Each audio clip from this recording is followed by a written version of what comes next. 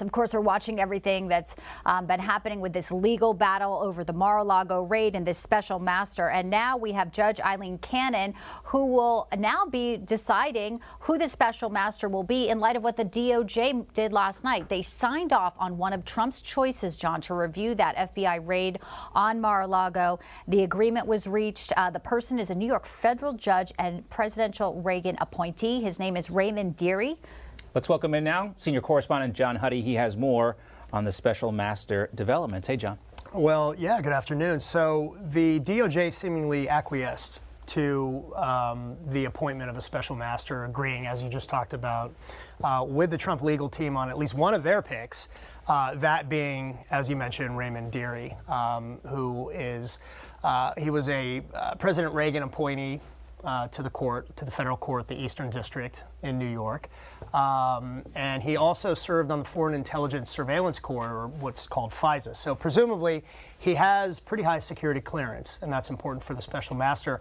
There seemed to be some confusion, though, over Judge Dearie's status.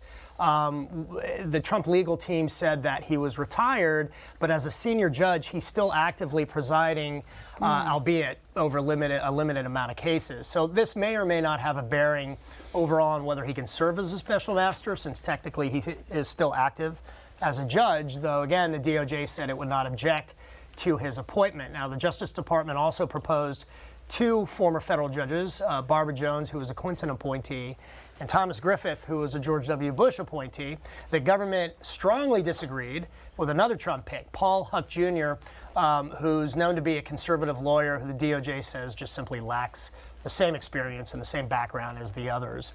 In a court notice filed yesterday, the government wrote that, quote, if this court were to select Judge Dearie as the special master, the government would defer to the court and Judge Dearie to determine whether the special master role would constitute outside employment and what rules and or restrictions, if any, would apply to his serving in this capacity. So they're kind of saying, well, maybe he's not allowed technically to do this. The DOJ said that they reached out to Judge Dearie on Monday, who said he was available, though, nonetheless, despite questions about whether he can or can't, and said that he could perform the work expeditiously. So while there's some agreement on the issue of who should be the special master, there's still contention about the DOJ investigation being put on hold and federal authorities not being allowed access to the classified documents in the case as the special master reviews, those documents and the more than 11,000 others. So the DOJ maintains that it should have access.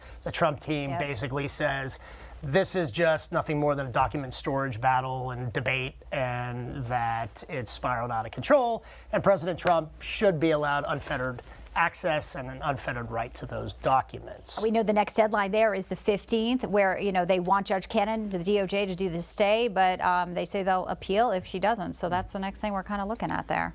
That's right. I mean, it's unclear, what, and going back to the special master, when she's going to make that decision. That could come today. It could come in the coming days. We'll see. One final thing I should bring up, and it's related to all this, and specifically since I'm talking about Judge Cannon, federal authorities, I don't know if you heard about this, they arrested a Texas woman who had left threatening voicemails for Judge Cannon, basically saying that she was going to be assassinated and shot in front of her children. Now, this woman has a history of mental illness, but nonetheless, this is being taken very seriously, and it shows you, kind of the temperature that's out there right now. The temperature is high. Yeah. Yes, and that's why, I think a lot of people think the special master, as indicated in that filing from Trump's legal team, is a way to turn the temperature down a little bit. Right. John Huddy, great to see you as always. Keep us posted. Thanks, John.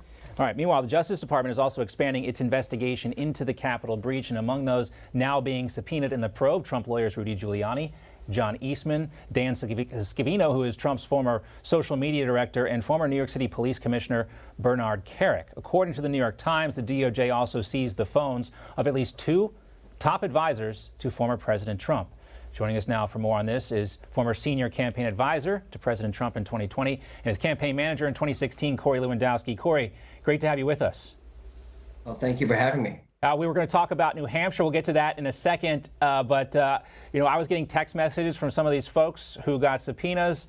They're talking about, they feel like their First Amendment rights have been violated. Their Fourth Amendment rights have been violated. What do you think is actually going on here with all these subpoenas? Well, look, let's just take a step back and think if we saw this happening in a third world country.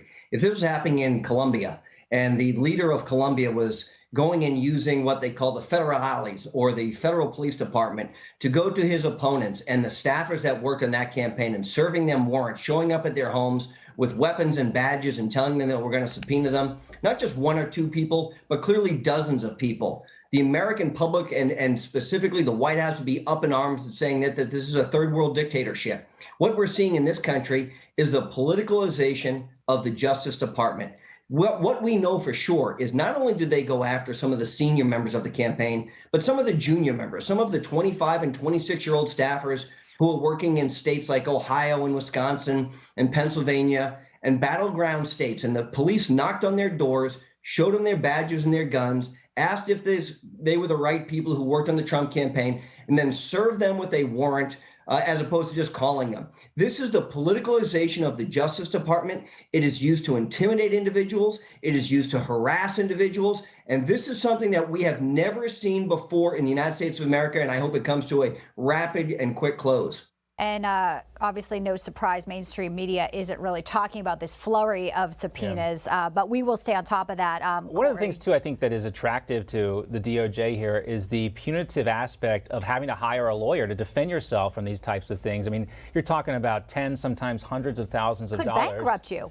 And that is what these folks are facing, and some of them have faced it before. It is concerning, to say the least. And Corey, and let me just say on that, look, I spoke to Peter Navarro yesterday, a good friend of mine, who, as we know, was approached by the FBI inside of an airport, handcuffed, both his hands and ultimately shackled, for a 72-year-old man with no criminal record, with a PhD, who served the White House honorably because they didn't like his politics. They could have called him, but they did this to harass and intimidate people. And what they want to do is they want to bankrupt you. You know, your investigation by the FBI is going to cost you tens, if not hundreds of thousands of dollars. That's their goal, is to embarrass and intimidate you. And they're doing a very good job of it, and it's shameful.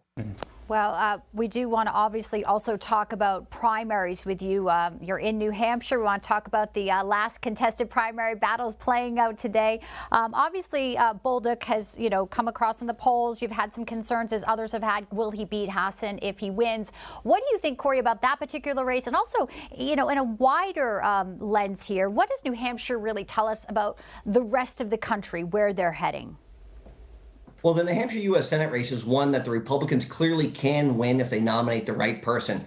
Senator Maggie Hassan's up for her first reelection as a U.S. Senator. She consistently polls in the mid-40s. Joe Biden's numbers are atrocious here in New Hampshire. Pete Buttigieg is actually beating him in the last public opinion poll. Joe Biden did not win his primary when he ran for president of the United States, and the people of New Hampshire remember that he left halfway through the day to go down to South Carolina.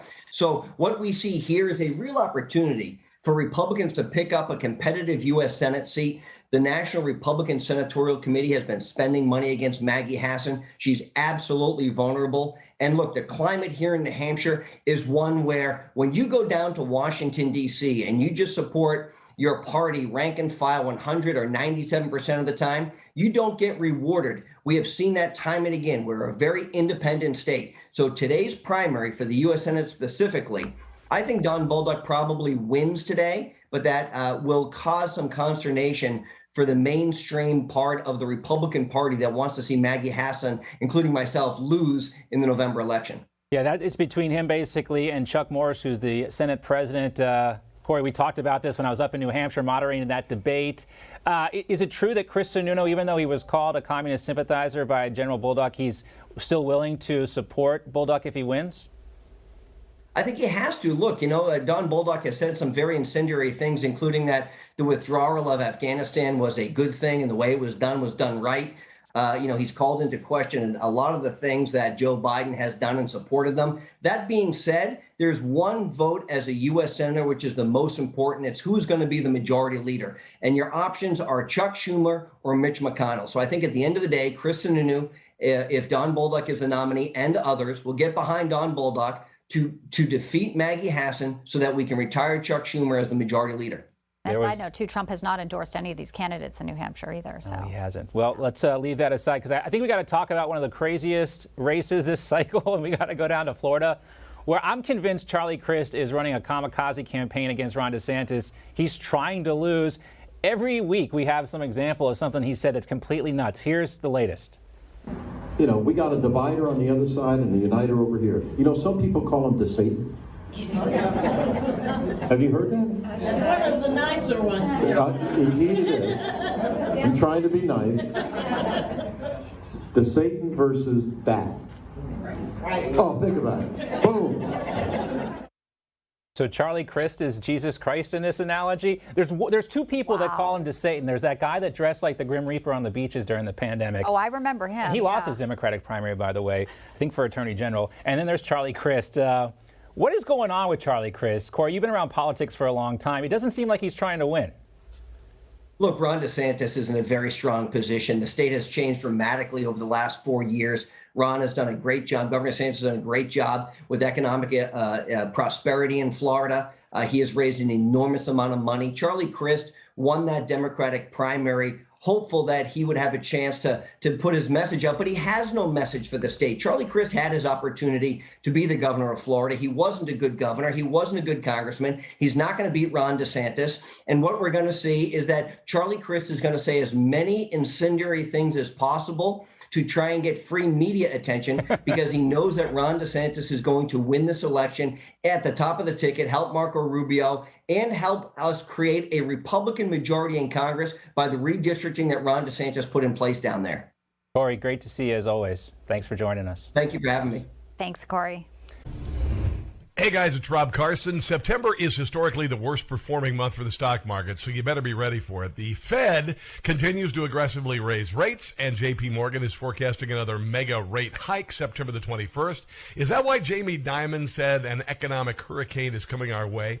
Well, gold and silver have remained remarkably stable despite the Fed aggressively raising rates today. The Patriot Gold Group has a special incentive for Newsmax viewers. Huge! Now precious metals investors can enjoy the no-fee-for-life gold and silver IRA on qualifying rollovers, or enjoy free, discreet, insured shipping on all direct gold and silver purchases. Here's the number, 800-356-4470. Call 800-356-4470 today.